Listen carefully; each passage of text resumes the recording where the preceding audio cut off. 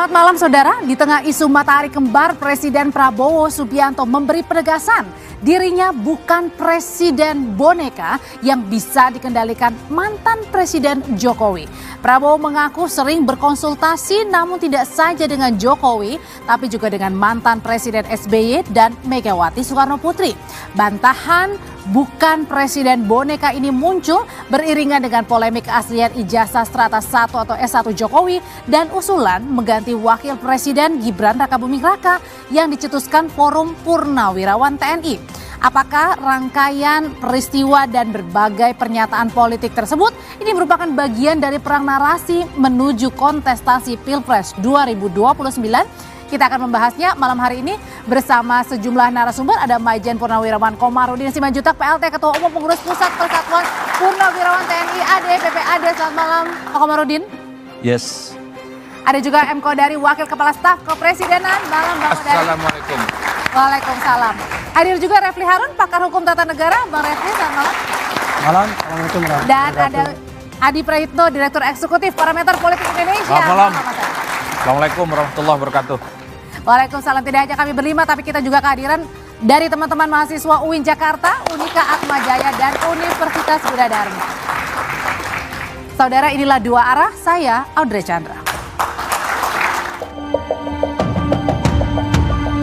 Ada yang tak biasa di sidang kabinet di Istana Presiden 5 Mei lalu. Seolah menjawab isu matahari kembar di sela rapat, Presiden Prabowo membantah jadi boneka Presiden ke-7 Joko Widodo. Saya dibilang presiden boneka, saya dikendalikan oleh Pak Jokowi. Seolah Pak Jokowi tiap malam telepon saya. Saya katakan itu tidak benar. Mantan Presiden Jokowi yang disebut-sebut jadi matahari kembar membantah cawe-cawe pemerintahan Prabowo. Tidak ada. Ya, tidak ada. Karena yang saya lihat kepemimpinan Pak Prabowo ini kepemimpinan yang kuat. Bantahan Prabowo soal presiden boneka dan bantahan Jokowi soal isu matahari kembar muncul di tengah polemik keaslian ijazah Jokowi dan tuntutan Forum Purnawirawan TNI untuk mengganti wakil presiden Gibran Rakabuming Raka. Soal isu keaslian ijazah strata satunya di UGM, Jokowi merespons dengan melaporkan 5 orang, termasuk Roy Suryo, ke Polda Metro Jaya. Jokowi mengaku sangat terhina dengan tudingan ijazah palsu oleh para terlapor. Ya, ini kan bukan objek penelitian. Kan sudah menghina saya sehina-hinanya. Sudah menuduh ijazah itu ijazah palsu. Sudah merendahkan saya serendah-rendahnya. Tak hanya disandung isu ijazah palsu, keluarga Jokowi juga dirundung isu pemakzulan Gibran.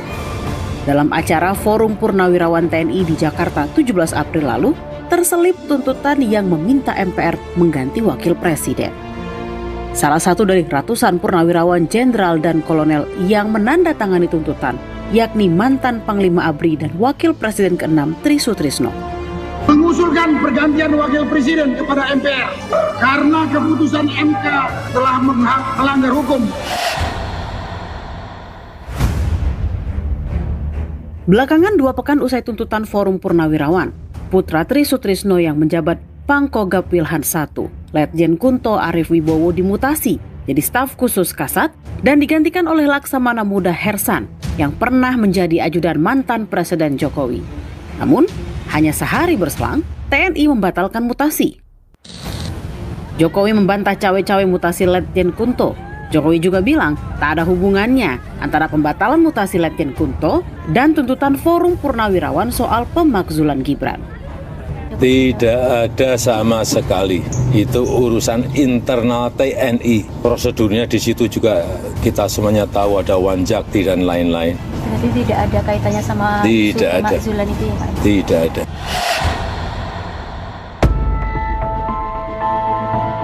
Kapuspen TNI Maijen Kristo Mei Sianturi juga membantah mutasi Letjen Kunto politis. Perkembangan dinamika ini kan juga cukup berubah-berubah ya. Setelah kita lihat kembali, setelah staf menilai kembali kok ada tugas yang memang masih harus dikerjakan oleh pejabat yang bersangkutan sehingga perlu dikeluarkan revisi. Tidak ada kaitan dengan yang lain. Usai gaduh usulan pencopotan Gibran, Presiden Prabowo menghadiri acara halal bihalal Purnawirawan TNI Polri di Jakarta pada 6 Mei. Prabowo bahkan duduk semeja dengan Tri Sutrisno. Sementara Wapres Gibran absen dalam acara ini. Pengamat politik Adi Prayitno menilai rentetan isu keaslian ijazah Jokowi, pemakzulan Gibran, hingga isu Presiden Boneka tak lepas dari kontestasi di Pilpres 2029.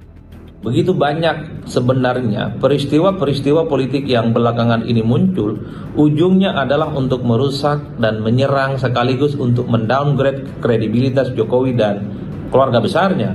Mari kita cek satu persatu. Mungkin ini akan dikaitkan oleh publik sebagai upaya untuk mencegah langkah politik Gibran di masa-masa yang akan datang. Semacam beban sekaligus sandera politik yang sengaja dialamatkan kepada Pak Jokowi dan keluarga besarnya terkait dengan kontestasi dan persaingan di pemilu di 2029. Meski Pilpres 2029 masih 4 tahun lagi, sejumlah parpol koalisi pemerintah telah menyatakan dukungan untuk Prabowo di Pilpres 2029. Bahkan mulai menggulirkan wacana koalisi permanen. Padahal, diprediksi peta koalisi akan cair karena putusan MK menghapus ambang batas pencalonan di Pilpres membuat setiap parpol kini bisa mengusung capres dan cawapresnya sendiri.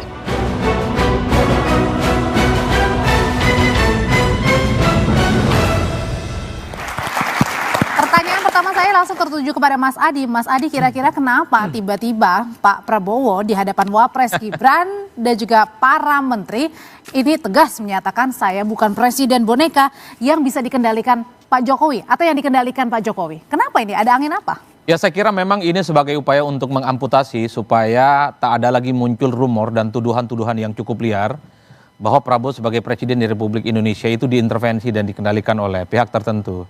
Sebut saja yang sering dituduh adalah Pak Jokowi. Jadi sebenarnya Pak Prabowo itu ingin menjelaskan satu hal, sebagai presiden tentu Pak Prabowo itu punya hak prerogatif untuk memutuskan segala hal yang terkait dengan keputusan. Berarti ada yang mengusik hatinya Pak Prabowo sehingga pastinya berbicara seperti itu. Kalau kita melihat ya percakapan sebagian publik ataupun di medsos khususnya itu kan memang santer ya, terutama gestur yang misalnya selalu ditunjukkan oleh Pak Prabowo yang sangat dekat dengan Pak Jokowi. Itulah yang kemudian diamplifikasi sebagai sebuah sinyalmen bahwa Pak Prabowo itu tidak bisa dipisahkan dari Jokowi. Tapi saya tegaskan satu hal sebenarnya. Memahami Pak Prabowo itu tentu tidak semudah yang kita bayangkan, Audrey, karena mazhabnya memang mazhab bagaimana berkomunikasi dengan semua pihak, terutama mantan-mantan presiden, kedekatannya dengan Jokowi, dengan SBY, dengan Megawati dan semua, memang sengaja ingin ditunjukkan bagi Pak Prabowo karena membangun bangsa dan negara tentu membutuhkan input dan feedback dari pihak yang lain. Yang agak sedikit menurut saya ya, selalu menjadi aneh bagi saya. Kenapa kalau Pak Prabowo dengan Pak Jokowi itu pasti dituduhnya soal intervensi, diatur-atur dan seterusnya. Beda ceritanya kalau Pak Prabowo dengan Pak SBY nggak ada tuduhan-tuduhan yang kayak gitu. Bertemu dengan dengan Ibu Megawati juga tidak ada tuduhan-tuduhan semacam. Kalau gitu saya tanyain hal ini. Sebenarnya apa sih yang bikin terusik Pak Prabowo sampai dengan lantang menyuarakan bahwa saya bukan presiden boneka, Bang Odari? Pertama itu konteksnya kan kalau nggak salah rapat kabinet ya, kalau nggak salah ya. Lupa saya. Intinya begini. Kalau lagi pidato itu Pak Prabowo itu kan di luar topik resmi juga suka membahas hal-hal yang lagi aktual. Karena sepengetahuan saya Pak Prabowo itu update dengan perkembangan-perkembangan informasi yang ada. Nah Pak Prabowo kemudian kabinet ini kan selama ini konsentrasi kepada tugas-tugas, kerja-kerja dan kebijakan-kebijakan publik. Sehingga memang tidak seperti zamannya Pilpres di mana ya ada opini lalu dijawab dengan opini juga begitu. Jadi sekarang ini fokusnya kepada pekerjaan tapi sesekali ketika ada kesempatan informasi yang tidak benar itu coba diluruskan atau diberikan penjelasan oleh Pak Prabowo. Saya kira itu saja sebetulnya. Termasuk juga dengan para menteri yang waktu itu pada saat silaturahmi menyebutkan bosnya itu Pak Jokowi. Saya kira tidak spesifik ke sana ya. Ini kan mungkin soal kunjungan menteri ke Solo dijadikan salah satu alasan atau bahan ya. Dari sebagian kalangan untuk mengatakan bahwa Pak Prabowo itu adalah bonekanya Pak Jokowi atau matahari kembar. Ini kan sebetulnya dua sisi dari satu mata uang gitu, dari satu isu. Di satu sisi dikasih judul Prabowo boneka Jokowi, di sisi yang lain matahari kembar. Tapi itu kan semua sudah dijelaskan dan sudah dibantah. Saya pribadi ya, tolong ini kasih waktu ya. Dari mana mau mengatakan Pak Prabowo itu bonekanya Pak Jokowi? Pertama begini, beliau itu presiden de facto de jure. Ya. Presiden itu adalah kepala pemerintahan, kepala negara, panglima tertinggi. Undang-undang dasar itu mengatakan demikian. Jadi tidak ada lagi kewenangan di tangan Pak Jokowi, itu nggak ada, semuanya di tangan Pak Prabowo. Yang kedua, Pak Prabowo ini ketua partai, partainya besar. Kemudian partai pendukungnya itu 80% lebih. Kok bisa yang didukung 80% itu diatur sama yang nggak punya partai? Pak Jokowi ini kan nggak punya partai, nggak punya kekuatan di parlemen sama sekali. Yang ketiga, approval ratingnya Pak Prabowo itu 80%, tertinggi di negara-negara maju, negara-negara G20. Jadi beliau itu kalaupun misalnya boneka, bonekanya rakyat, bukan bonekanya Pak Jokowi. Beliau ini bekerja berdasarkan kepentingan rakyat, kemauan rakyat gitu ya. Kalaupun misalnya mau disebut, rakyat itu siapa? Rakyat itu namanya Naila, itu dia. Seorang anak dari keluarga yang sangat miskin, pendapatan orang tuanya cuma 1 juta per bulan, anggota keluarga 5. Nah itu orang yang kira-kira menjadi pendulum atau menjadi kompas bagi Pak Prabowo jadi untuk intinya ini adalah penegasan. Satu lagi, Pak Prabowo itu orang yang kepribadiannya itu sangat kuat, Pak. Bu, ya, jadi nggak ada yang bisa mendrive. Belum presiden aja nggak bisa didrive, apalagi kalau sudah jadi presiden. Terima kasih. Nah, tapi kenapa kalau gitu, kalau misalnya tadi Bang Kodari bilang tidak ada yang mendrive begitu, tapi kemudian di hadapan para menteri, di rapat sidang kabinet ada Wapres juga dengan lantang menyatakan saya bukan presiden boneka.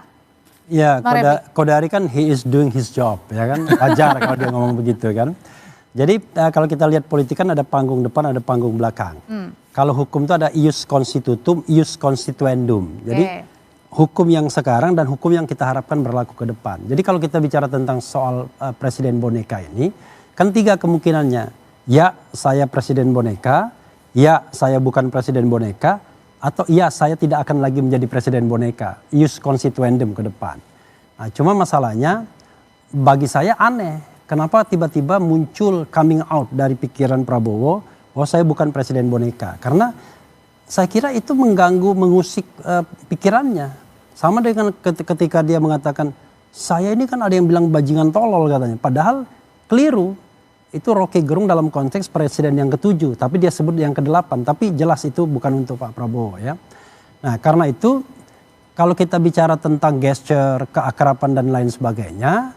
Ya itu kan tampilan layar depannya, panggung depannya. Nah panggung belakangnya kita bisa melihat beberapa fenomena saya kira. Nah fenomena itu adalah misalnya tanggal 13 Oktober. Ketika menjelang pembentukan kabinet, tiba-tiba Jokowi dan Prabowo bertemu. Banyak isu di situ. Tapi post factumnya adalah tiba-tiba banyak sekali menteri rombongan dari Jokowi yang masuk ke kabinet Prabowo ada 17. Dan untuk mewadahi itu semua kabinet dibengkakkan. Itu satu indikator ya. Yang kedua misalnya soal sowannya menteri-menteri. Kalau kita pakai politik kita yang penuh sopan santun seperti ini. Ini sowan menteri pada saat Idul Fitri? Tidak hanya Idul Fitri, sebelum-sebelumnya juga ada akan datang kan. Nah kalau kita lihat bahasa simbol misalnya, saya adalah pemimpin. Tidak ada pemimpin itu mau diduakan. Kan biasanya psikologi kepemimpinan pengen Anda harus yang namanya monoloyalitas. Tetapi ketika menteri-menteri datang ke Jokowi, lalu Prabowo kemudian tidak berdaya dalam tanda kutip melarang misalnya, saya kira politik simbol itu sudah dilewati. Tapi kalau tadi Bang Refy bilang ada kemungkinan yang soal ya saya lengkapi, dia kan tadi minta lengkapi kan. Kemudian soal yang ketiga let him doing his job. Ya, I'm doing my job ya kan. 3 soal Hasan Nasbi ya, dan Kunto. Jadi ada saling kaitan ya. Ya, saling kaitan. Saya kira ini win-win solution antara 2 orang itu. Jadi kan banyak orang mengatakan dilepasnya Kunto awalnya karena ada tuntutan Purnawirawan, ya kan? Itu panggung belakangnya. Lalu Prabowo marah. Itu yang panggung belakangnya. Kenapa? Saya kira wajar kalau Prabowo merasa kok bisa seorang Kunto dilepaskan begitu saja untuk jabatan non-job. Karena Kunto ini anaknya Tri Sutrisno. Tri Sutrisno itu mantan wakil presidennya Soeharto. Soeharto itu adalah mantan mertua saya. Atau masih kakeknya Didit kan begitu. nggak sopan.